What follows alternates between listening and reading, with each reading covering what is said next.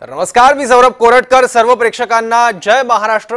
पुना गाडगे आणि सन्स प्रस्तुत Jai Ganesh powered by Manikchand Oxyrich, special partner Manke hearing services आणि पूर्वाचे सेवर या कार्यक्रमात तुम्हा सगळ्यांचं स्वागत. 27 ऑगस्टला गणरायाची विधिवत स्थापना झाली आणि गेले 10 दिवस गणेश भक्तांनी आपल्या लाडक्या बाप्पाची मनोभावे सेवा केली. आता परंपरेनुसार आज बाप्पाचं विसर्जन होत आहे. मुंबईसह पुण्यात विसर्जन मिरवणुकांना सुरुवात झालेली आहे. पुण्यातला उत्साह, तिथली दृश्य आपण बघितली आणि आता मुंबईमधल्या लालबागच्या राजाचा थाट आपण बघतोय. लालबागच्या राजाच्या दर्शनासाठी जगभरातून भाविक येत असतात. 24 तास 10 दिवस तिथे भाविकांची लंबी रांग असते, रीग असते. कधी एकदा लालबागच्या राजाला आपण डोळे भरून बघतो, त्याचे आशीर्वाद घेतो, त्याच्या चरणावर मस्तक ठेवतो.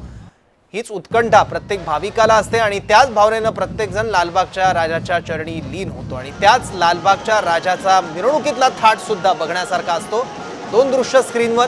एकीकडे पुण्यातल्या सगळ्या मिरवणुकीला एक वेगळा पारंपरिक साज असतो आणि मुंबईतला गणेशोत्सव सुद्धा पुण्यातल्या मिरवणुकींपेक्षा, गणेशोत्सवापेक्षा काहीसा वेगळा असतो. दोन प्रमुख शहरांमध्ये गणेशोत्सवाचा उत्साह मात्र शिगेला जातो आणि मिरवणुकीत सुद्धा तो प्रतिबिंबित होतो.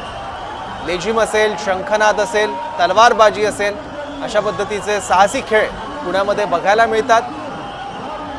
तर मुंबईमध्ये सुद्धा एक वेगळेपण बघायला मिळतं या गणेशोत्सवाचं आणि विशेष करून मिरवणुकांचं. भव्य दिव्य मूर्ती हे मुंबईतल्या गणेशोत्सवाचं वैशिष्ट्य आहे. अगदी डोळे दिपून टाकणाऱ्या या गणरायाच्या मूर्ती असतात.